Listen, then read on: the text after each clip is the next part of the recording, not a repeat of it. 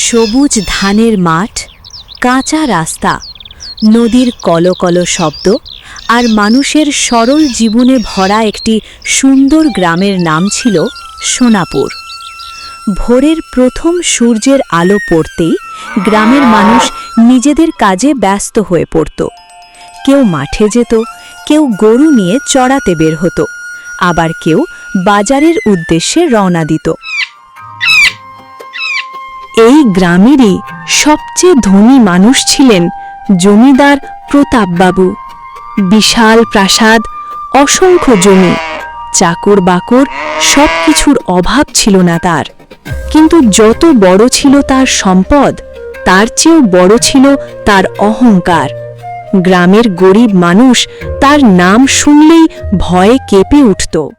অন্যদিকে গ্রামের এক কোণে ছোট্ট খড়ের ছাউনি দেওয়া ঘরে বাস করতেন গরিব চাষি রমেশ। তার স্ত্রী কবিতা, ছেলে রাজু আর ছোট মেয়ে রিনাকে নিয়ে ছিল ছোট্ট সংসার। অভাব ছিল, কিন্তু ভালোবাসা ছিল অগাধ। ভোরের আলো ফুটতেই সোনাপুর গ্রামের মানুষ কাজে বেরিয়ে পড়েছে। সেই গ্রামেরই এক গরিব চাষি রমেশ, যে পরিবারের মুখে হাসি ফোটানোর জন্য প্রতিদিন লড়াই করে। রমেশ, খেয়ে যাও, খালি পেটে মাঠে যেও না। গতকালও সারা দিন কিছু না খেয়ে মাঠে কাজ করেছিলে। সময় নেই গো, আজ কাজটা আগে শেষ করতে হবে। কাজ তো রোজই থাকবে, যদি একবার শরীর খারাপ হয় তাহলে আমাদের কি হবে? চিন্তা করো না, বিকেলে ফিরেই একসঙ্গে খাবো। রমেশ বাড়ি থেকে বেরিয়ে মাঠের পথে হাঁটতে লাগল, কিন্তু সে জানত না আজকের দিনটি তার জীবনের সবচেয়ে কঠিন দিনের শুরু হতে চলেছে।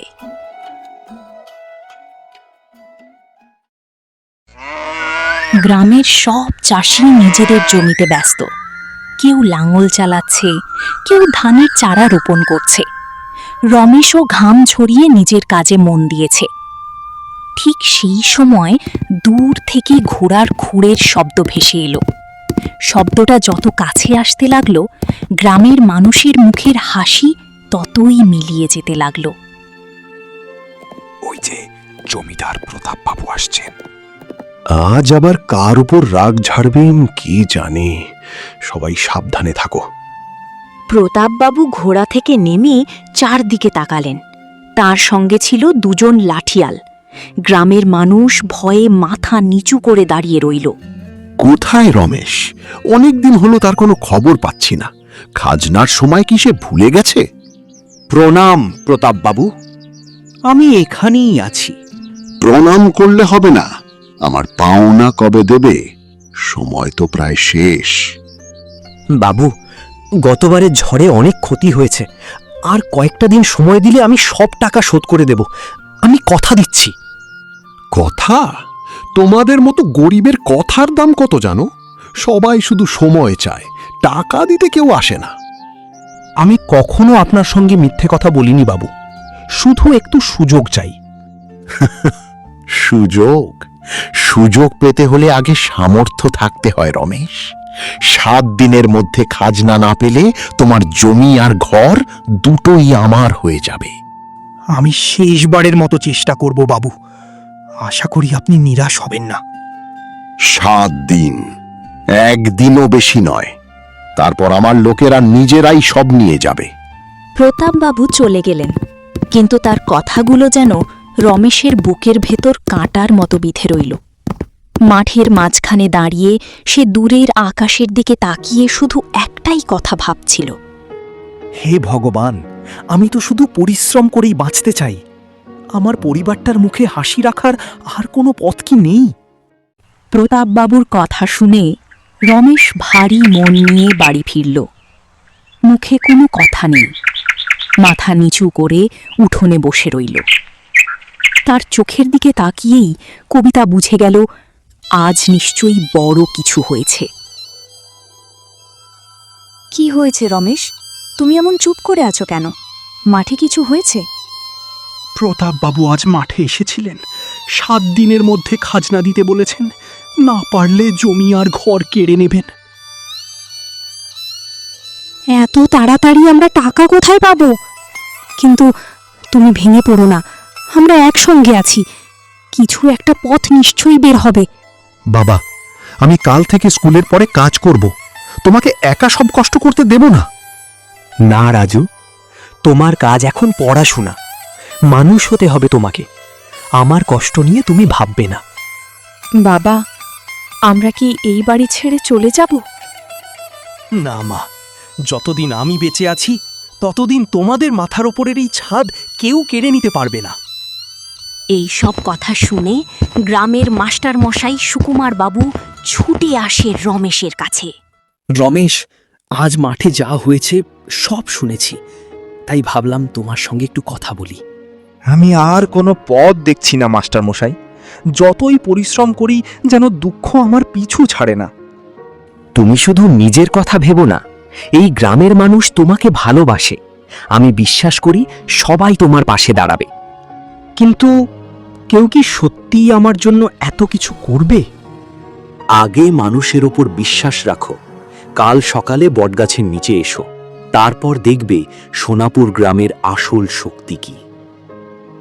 সুকুমার বাবু চলে গেলেন, কিন্তু তার কথাগুলো রমেশের মনে নতুন আশার আলো জ্বালিয়ে দিল।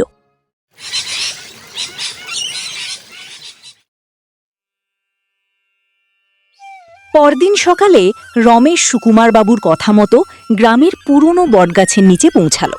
সেখানে গিয়ে সে অবাক হয়ে গেল। গ্রামের প্রায় সব মানুষ ইতিমধ্যেই সেখানে জড়ো হয়েছেন। সবাই যেন তার অপেক্ষাতেই ছিলেন। এত লোক, সবাই এখানে কেন? তোমার জন্যই সবাই এসেছে রমেশ। আজ তুমি একা নও, আজ পুরো গ্রাম তোমার পাশে দাঁড়াবে। হ্যাঁ রমেশ, গত বছর আমার জমিতে কাজ করার সময় তুই একদিনও পিছিয়ে যাসনি। আজ তোর বিপদে আমি কিভাবে চুপ করে থাকি? আমি বেশি কিছু দিতে পারবো না, তবে ঘরে যত চাল ডাল আছে তার অর্ধেক তোমাদের বাড়িতে যাবে। আমার দুটি বলদ আছে, একটা আজ থেকে তোর জমিতে কাজ করবে, টাকা লাগবে না। তোরা আমার জন্য এত কিছু করছিস, আমি তোদের এই ঋণ কোনো দিন শোধ করতে পারবো না। এটা ঋণ নয় রমেশ, এটাই গ্রামের সম্পর্ক। আজ তোর বিপদ, কাল হয়তো আমাদের কারো হবে, তাই আমরা একে অপরের পাশে থাকি। সুকুমার বাবুর কথা শুনে সবাই হাততালি দিল। মুহূর্তের মধ্যেই কাজ ভাগ করে নেওয়া হলো। কেউ বীজ আনবে, কেউ সার, কেউ মাঠে কাজ করবে। গ্রামের মহিলারাও রান্নার দায়িত্ব নিলেন। সেদিন রাতটা ছিল একেবারে নিস্তব্ধ। পুরো সোনাপুর গ্রাম ঘুমিয়ে পড়লেও জমিদার প্রতাপবাবুর চোখে ঘুম ছিল না। রমেশের পাশে পুরো গ্রামের মানুষ দাঁড়িয়েছে, এ কথা তিনি কোনোভাবেই মেনে নিতে পারছিলেন না। গদাই, আজ রাতেই রমেশের জমিতে যা বীজ রাখা আছে সব নষ্ট করে দে। বীজ না থাকলে চাষও হবে না, তখন দেখব কে ওকে বাঁচায়। বাবু, এটা কি ঠিক হবে? রমেশ তো কোনো অন্যায় করেনি। আমি যা বলেছি তাই করো, বেশি প্রশ্ন করো না। গদাই চুপচাপ রমেশের বাড়ির দিকে রওনা দিল, কিন্তু ভাগ্যের লিখন ছিল অন্যরকম।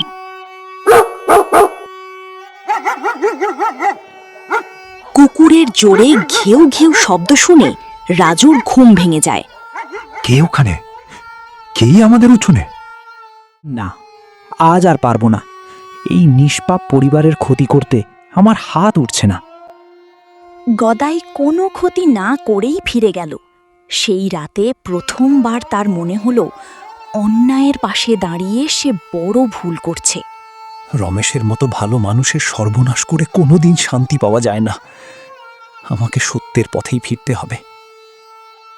কিন্তু প্রতাপবাবু এখনো জানতেন না তার সবচেয়ে বিশ্বস্ত মানুষটির মন বদলাতে শুরু করেছে। আর এই পরিবর্তনই খুব শিগগির তার জীবনের সবচেয়ে বড় ধাক্কা হয়ে দাঁড়াবে।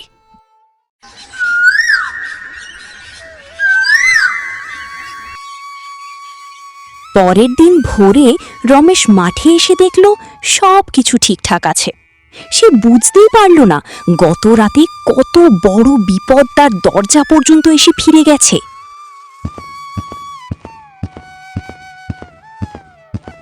বাবা, আমি এই দিকটা করি, তুমি ওই দিকটা দেখো। আজই সব কাজ শেষ করব।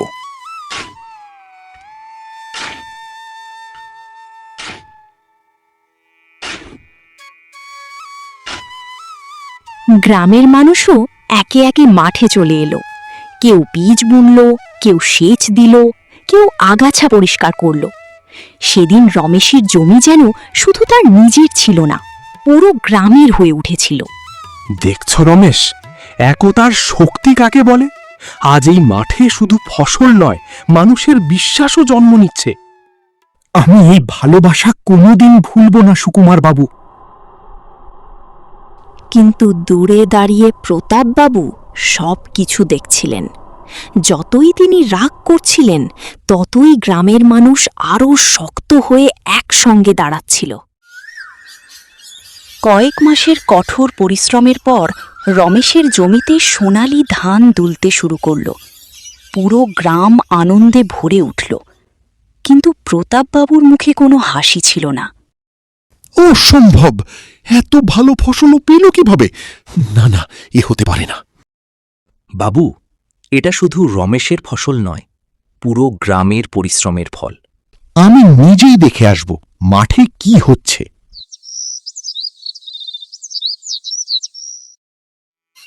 এদিকে রমেশ গ্রামের লোকজন নিয়ে ধান কাটতে শুরু করে দেয়। কেউ ধান কাটছে তো কেউ ধান বাঁধছে।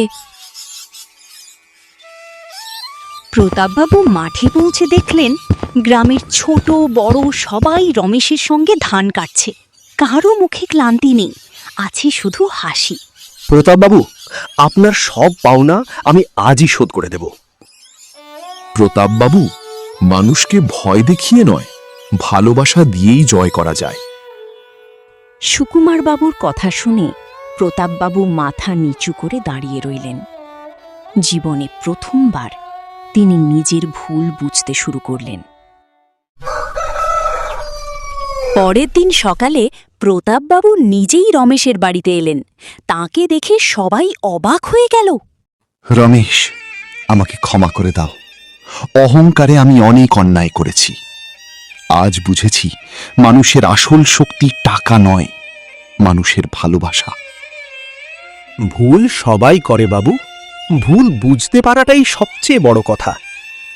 আজ সোনাপুর গ্রাম সত্যিই জয়ী হয়েছে, কারণ আজ ঘৃণার ওপর ভালোবাসার জয় হয়েছে। আজ থেকে গ্রামের কোনো গরিব চাষির ওপর অন্যায় হবে না। যাদের জমি নেই, আমি তাদের চাষের জন্য জমি দেব। সেদিনের পর সোনাপুরে আর কোনো গরিব মানুষ অন্যায়ের শিকার হয়নি। প্রতাপবাবুর বদলে যাওয়া মন আর গ্রামের ঐক্য নতুন ইতিহাস তৈরি করেছিল। মনে রাখবেন, মানুষের সবচেয়ে বড় সম্পদ টাকা নয়, সততা, ভালোবাসা আর একতা। এই তিন শক্তির সামনে কোনো অহংকারী বেশি দিন টিকে থাকতে পারে না। ভিডিওটি যদি ভালো লেগে থাকে, চ্যানেলটিকে অবশ্যই সাবস্ক্রাইব করে ভিডিওটিকে লাইক ও কমেন্ট করবেন।